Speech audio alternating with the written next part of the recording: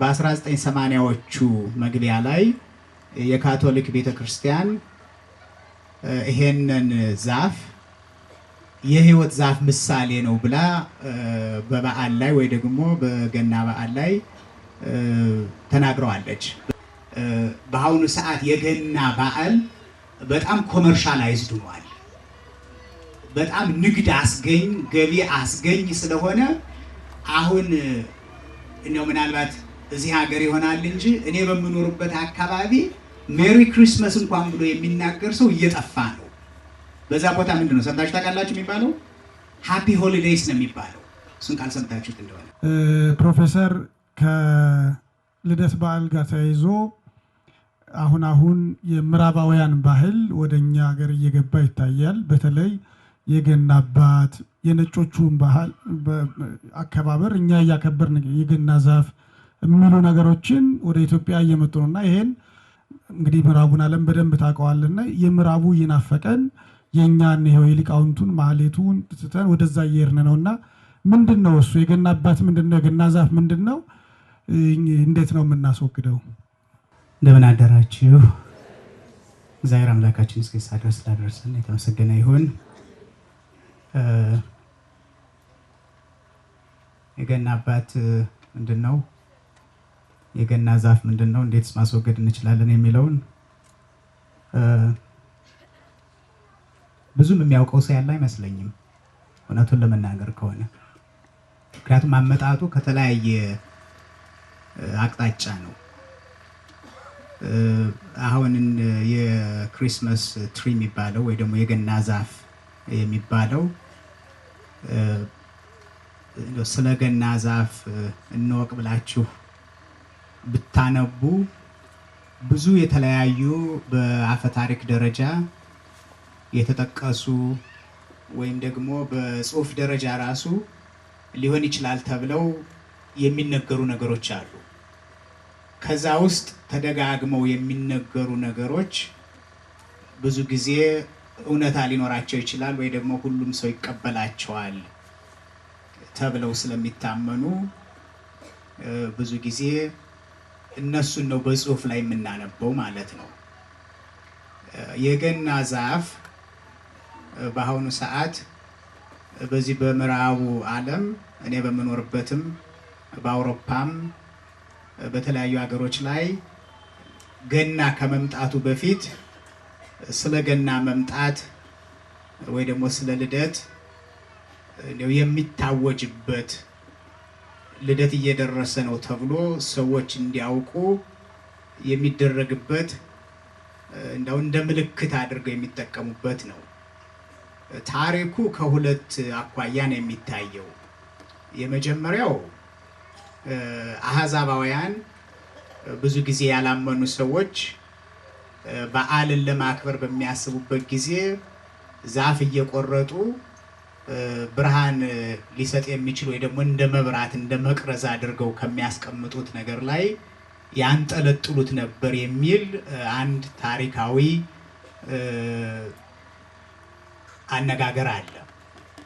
ይሄ ቀደም ብሎ በ14ኛው መቶ ክፍለ ዘመን አካባቢ ይደረግ የነበረ ነው። ከዛ ቆይቶ አሁን ምስራቅ አውሮፓ በሚባለው በተለይ ኤስቶኒያ እና ላቲቪያ ብለው በሚጠሩ የምስራቅ አውሮፓ ክፍሎች ነው እንግዲህ መጀመሪያ ዛፍን ቆርጦ የገና በዓል በሚደርስበት ጊዜ በአደባባዮች ላይ ማስቀመጥ የተጀመረው። እንግዲህ በዛን ሰዓት ማንኛችንም አልነበርንም። የነበሩ ሰዎች በተደጋጋሚ ጽፈው ያለፉትን ነው ለመንገር እየሞከርኩ ያለሁት።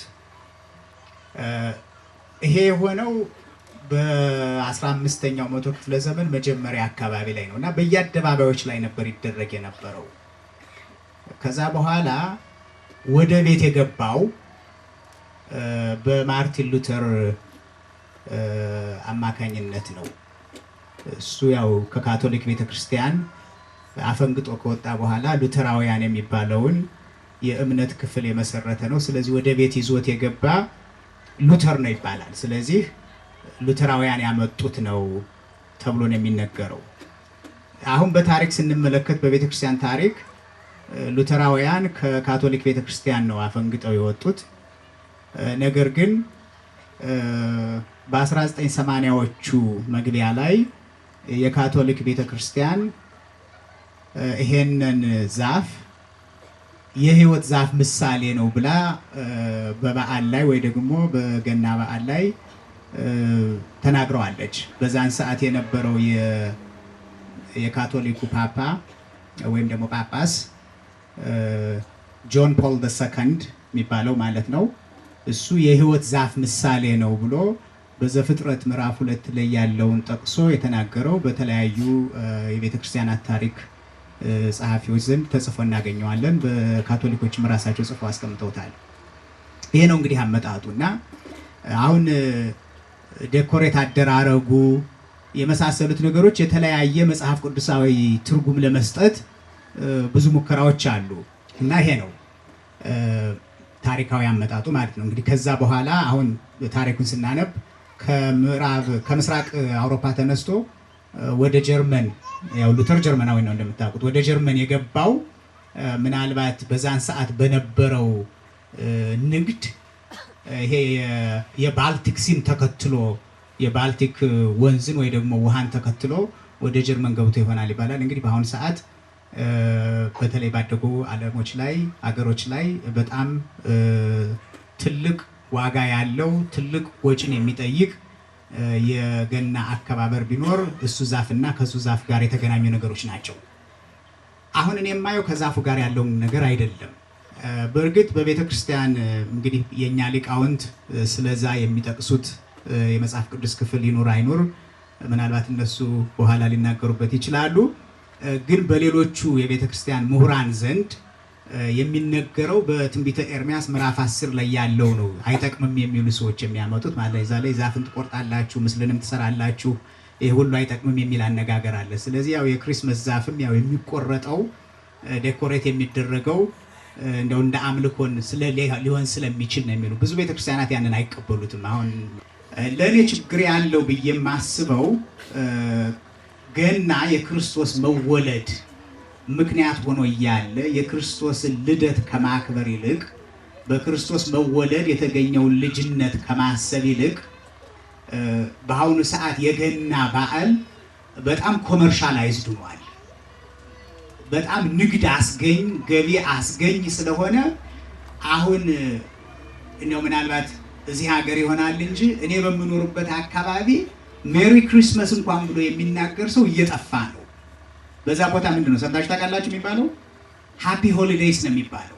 እሱን ቃል ሰምታችሁት እንደሆነ ሃፒ ሆሊዴይስ ማለት እንግዲህ ሁሉንም ለማስደሰት የሚያምነውንም የማያምነውንም ያው የፈረንጆቹ ክሪስመስ ከተከበረበት ከዲሰምበር 25 ጀምሮ አዲሱም ዓመት ጃንዋሪ 1 ስለሚከበር በዛን ሰዓት ሰው ስራም ስለማይሰራ ሃፒ ሆሊዴይስ ነው የሚባለው። አሁን ሳንታ ክሎዝንም ብንመለከት የተለያዩ ሰዎች የተለያዩ ትርጉም ይሰጡታል። ደግነት ነው ብለው የሚተረጉሙ አሉ። ደግነት ደግሞ ሃይማኖት አይከለክልም የሚሉ አሉ። ለህፃናት ነው የመጣ ህፃናትን ለማስደሰት ነው፣ ስጦታ ለሌላቸው ሰዎች ሊሰጥ ነው የመጣ የሚባል ነገር አለ። እውነቱን ለመናገር ስለ ሳንታ ክሎዝ አመጣጥ ብዙ የተጻፈ ነገር ስላለ የትኛው በትክክል ይገልጸዋል የሚለውን ነገር እኔም አላውቀው።